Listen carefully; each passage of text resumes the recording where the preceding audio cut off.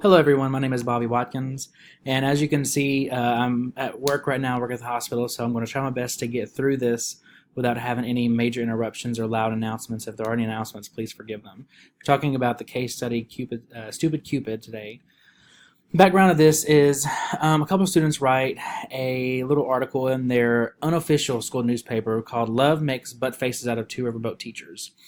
There's a lot of anger and outcry because these two students who are mainly involved with this, they dig into the personal lives of two of their teachers and pretty much expose them for having some extramarital affairs. Now, there are a couple options that the principal here, or the assistant superintendent Sharon Gray, or the principal could do. We're going to talk about a few things that would kind of direct them and steer them into what I think that they should do. First, we're going to talk about Tinker versus Des Moines School District in 1969. They developed the Tinker test. One is material and substantial disruption test. Is how much disruption must occur before taking action. That's something they must think of. In this situation, these teachers are furious, and not only are the teachers that were exposed furious, but they're also getting other teachers involved in the situation, having an outcry from them as well. Then the second part is the collusion with rights of others test. These ideas should not be suppressed simply because they make school officials uncomfortable. So who's actually causing the disruption here?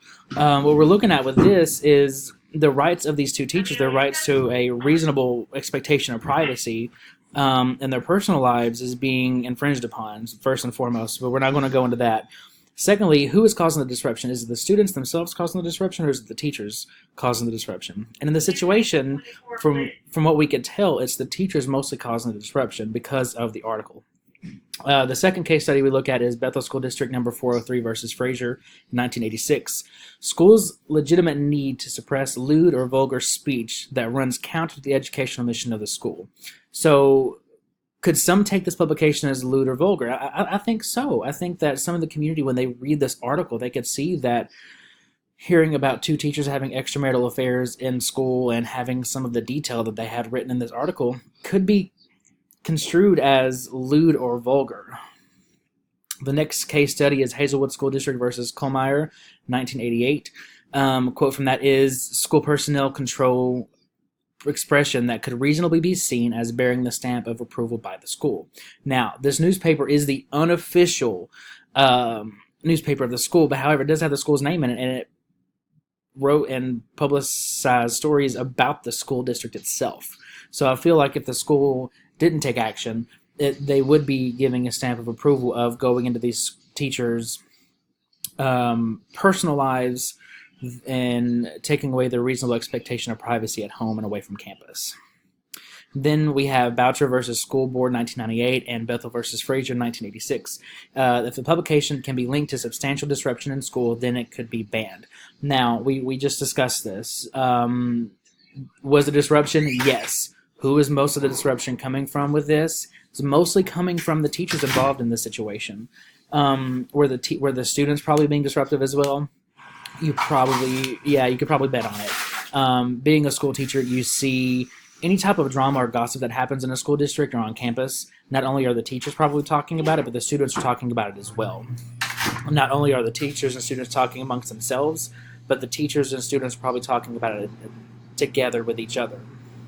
So what I would say to the superintendent for this is, one, quickly send out an email to the teachers or have a meeting of some sort with the teachers and ask them not to discuss the issue with students or allow students to discuss the issue in class. I think putting a damper on the situation and not allowing them to talk about it so much may help the dust settle. Whenever the dust begins to clear a little bit, we want to try to quickly bring in the parents of the students that were involved, and the teachers discussing the article into a meeting. And the things in the meeting that I would like to discuss would be, one, asking the students to take down the article. Sorry about that, guys. asking the students to take down the article and explain to them that this is kind of lewd, this is inappropriate, that we're infringing upon the rights of these teachers.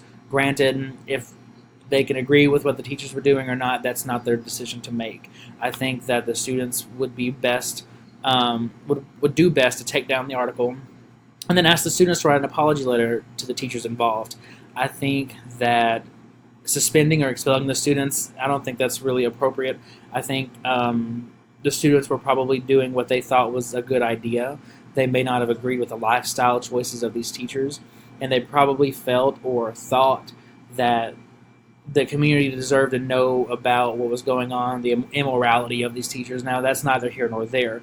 But I do believe that the students should write a formal written apology to the teachers and explain to the teachers that they were wrong and that they should not have done that.